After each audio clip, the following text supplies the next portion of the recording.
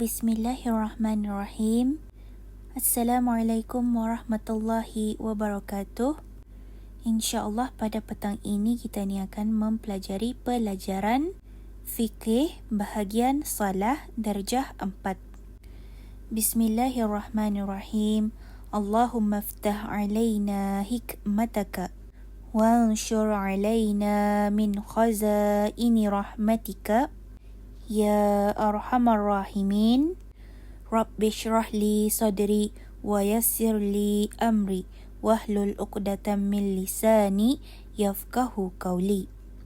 InsyaAllah pada petang ini kita ni akan mempelajari pelajaran baru, iaitu dalam rukun sembahyang, yang mana hari ini kita ni akan belajar yang keempat rukun sembahyang, iaitu membaca surah Al-Fatihah. Surah Al-Fatihah ialah surah yang dibaca semasa menunaikan sembahyang. Bismillahirrahmanirrahim. Alhamdulillahi Rabbil Alamin. Ar-Rahmanir-Rahim. Maliki Yaumiddin. Iyyaka na'budu wa iyyaka nasta'in. Ihdinas siratal mustaqim. Siratal ladzina an'amta 'alaihim ghairil maghdubi 'alaihim waladdallin. Amin. Jadi itulah bacaan surah Al-Fatihah, yang mana kita ni selalu baca ketika kita ni berdiri betul. Jadi insya-Allah semoga murid-murid dapat membaca dengan betul surah Al-Fatihah ini agar sembahyang kita ni diterima oleh Allah Ta'ala, insya-Allah. Dan penerapan nilai akhlak yang dapat ditemui dalam pelajaran kali ini ialah sembahyang merupakan kewajipan kita ni sebagai hamba Allah. Jadi dalam pelajaran kali ini pun sama jua, Allah memberikan kemudahan kepada kita ni. Jadi kemudahannya apa? Kita ni cari tahu dalam slide seterusnya. Keterangan yang berkaitan dengan membaca surah Al-Fatihah. 1. Orang yang sembahyang wajib membaca surah Al-Fatihah secara tertib. Surah Al-Fatihah mempunyai 7 ayat, 25 kalimah dan 156 huruf. 2. Hendaklah ia membaca dengan bertajwid, iaitu memelihara segala makhraj huruf, baris dan sabdu-sabdunya. Di akhir pengajaran, cikgu mahu murid-murid dapat memberikan keterangan atau menerangkan tentang membaca surah Al-Fatihah mengikut kefahaman sendiri, tetapi mestilah jawapannya betul.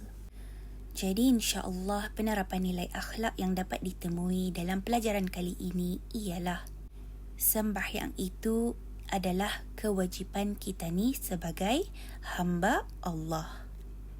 Jadi apakah kemudahan dalam keterangan membaca surah Al-Fatihah kali ini? Sebab rukun-rukun sebelum ini pun ada Allah Subhanahu wa Ta'ala memberikan kemudahan. Jadi sama-sama kita ni cari kemudahan yang Allah telah berikan apabila kita ni membaca surah Al-Fatihah. 3. Wajib melafazkan satu-satu kalimah ketika membaca surah Al-Fatihah dengan lafaz yang tidak mengubah makna. Jika sekiranya dilafazkan dengan lafaz yang tidak mempengaruhi kesahihan makna, maka fathahnya tidak batal. 4. wajib dibaca surah Al-Fatihah dengan sebutan bahasa Arab dan tidak sah dibaca terjemahannya kerana terjemahannya bukan Al-Quran. Jadi wajib kita ni baca surah Al-Fatihah itu dengan dalam bahasa Arab dan bukanlah terjemahannya. Beberapa perkara yang berkenaan dengan membaca surah Al-Fatihah. 1.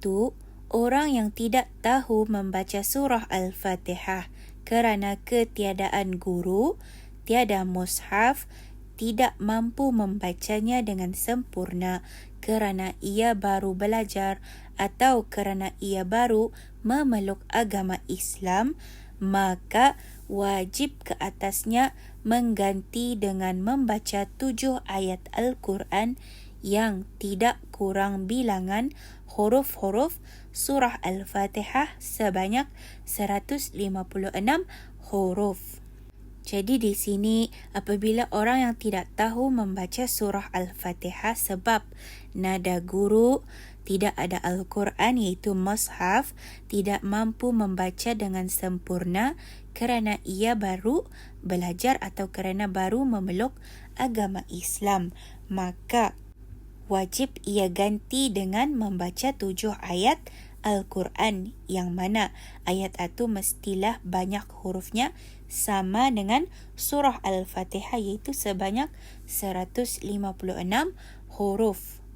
Jadi insya-Allah ini adalah salah satu kemudahan yang telah Allah Subhanahu wa taala berikan.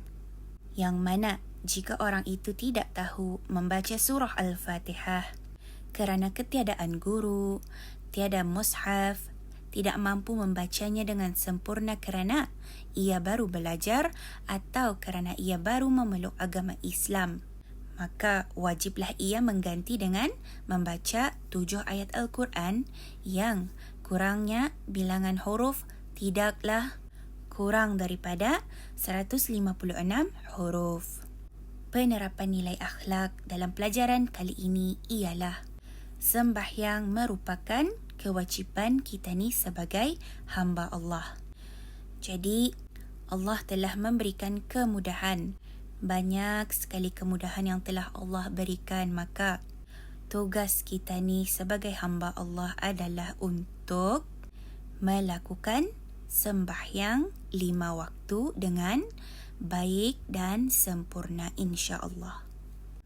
Jadi dalam masalah yang pertama tadi mungkin saja dia menghafal surah lain seperti contoh surah Al-Kafirun Kahya, surah Al-Ikhlas, surah An-Nasr, surah Al-Masad, surah Al-Falaq ataupun surah An-Nas, maka bolehlah dibaca yang mana mestilah ia sampai 7 kalimah dan mestilah kurang lebih sama dengan surah Al-Fatihah yang mempunyai 156 huruf.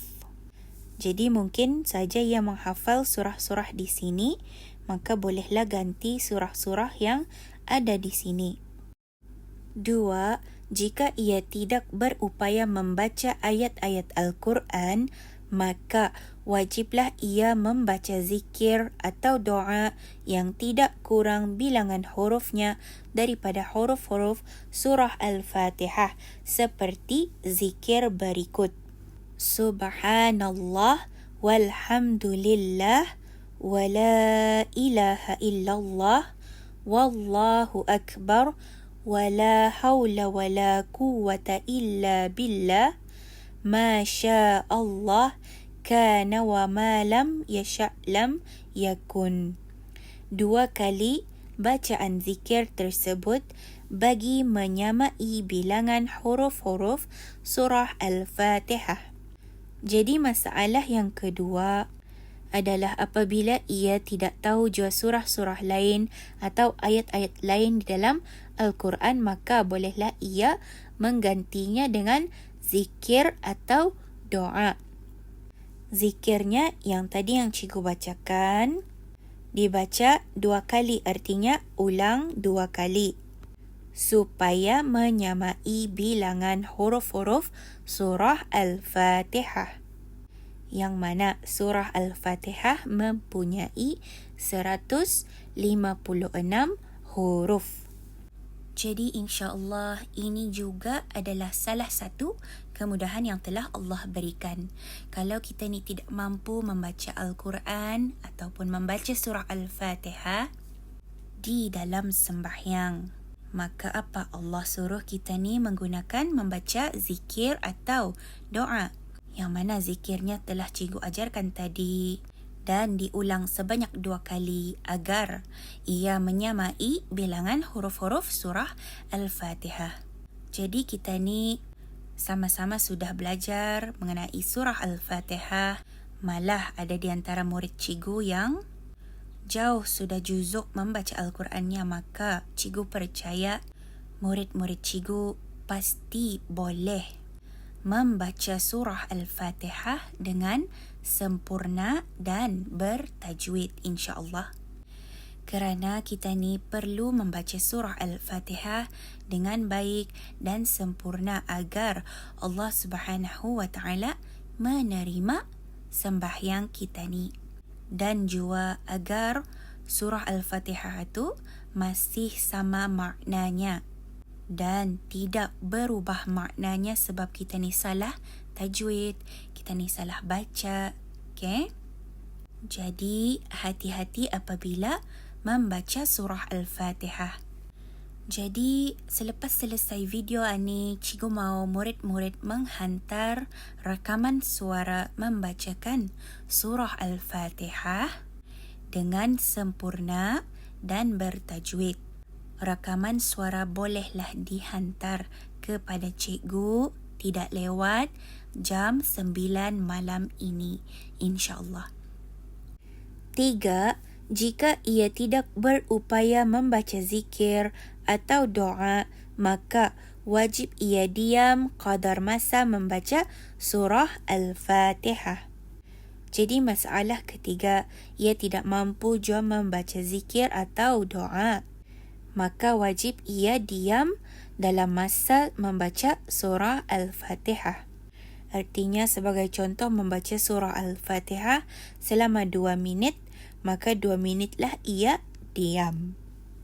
Jadi insya-Allah itulah sahaja pelajaran kita ni pada hari ini, dan diharap pengajaran yang telah cikgu sampaikan bermanfaat. InsyaAllah. Assalamualaikum warahmatullahi wabarakatuh.